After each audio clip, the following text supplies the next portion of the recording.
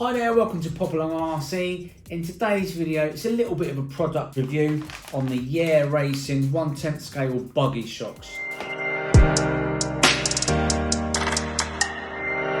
For those of you that don't know, this car here is the FTX Vantage, and it's a car that we featured heavily when we first started Popalong RC about 3 years ago. I kind of like this car because it's a nice budget, cheap, reliable car.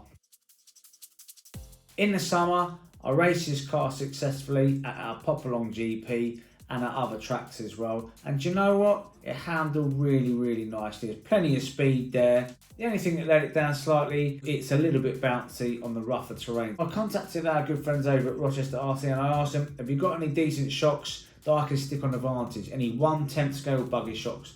And the answer was yes. Of course they have. They've got everything. So they sent me these Yeah Racing 1/10 scale buggy shocks. I've got 4 of them. I'm going to put obviously 2 on the back, 2 on the front, and see how the car goes. But you know what? Let's get this open and see what we get. Okay, so I've got everything out of the pack. So they come pre-built, which is really nice. And you know what? Even without oil, they feel pretty nice. So you get the fixings here with and without a thread, and you get 3 sets of shock springs. You get a soft, a medium and a hard. We are going to go with the soft, which are coated with a little bit of red paint there. The medium is the yellow and the hard is the blue, but as I say, we're going to go with the soft one. Anyway, let's get cracking on this. So first things first, got to put some oil in these things.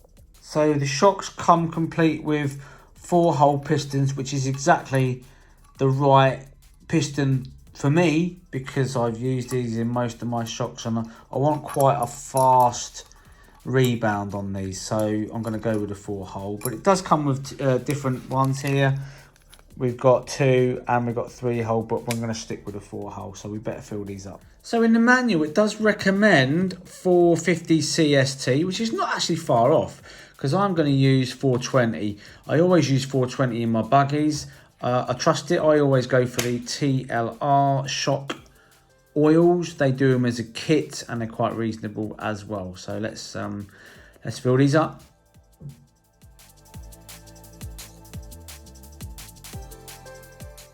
Now, for those of you that don't know, when you fill your shocks up, there will naturally be air in here. And the way to get rid of the air, or the way I tend to do it, is to go up and down a few times with the shock shaft, twist it round, and then the air just comes to the surface. And that's the way I get rid of the air in my shocks. So once you've filled the shock up with your desired oil, you just put the shock cap back on. Make sure the bladder is intact in there. These are quite good, these, because they will actually let you, these shocks will let you put the shock cap in here, and then you can just put that on the top and screw it up.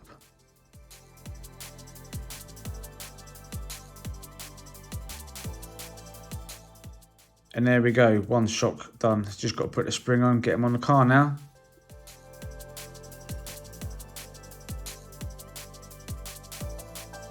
So I've just taken the old shock off. Now we need to use this shock, I think it's called a shock standoff. So we're going to use this shock standoff from this shock. So I've got to pop that out. But we're going to have to get the Dremel out because we don't want this bit here. So I'm going to Dremel this off because it's too big. We need to fit the smaller one off. So time to get the Dremel out.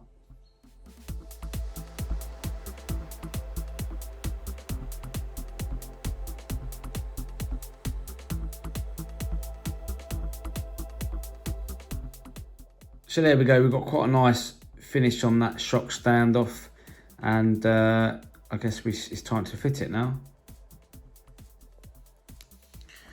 So we're going to put this slightly smaller ball stud in because that fits nicely in there. So we take our newly Dremeled shock standoff, put that in there, put that in there, and attach it to the car.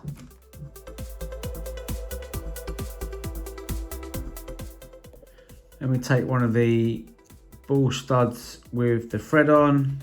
Now, normally I would thread lock this in but I'm not going to be using this car for a while. So before I do use it, I will thread lock that in because it's metal into metal. And then that just pops in there like that.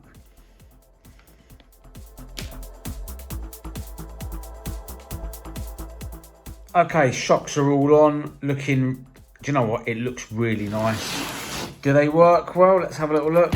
Yeah, brilliant. Sometimes when you just push the car down, you know that the shocks are going to work well.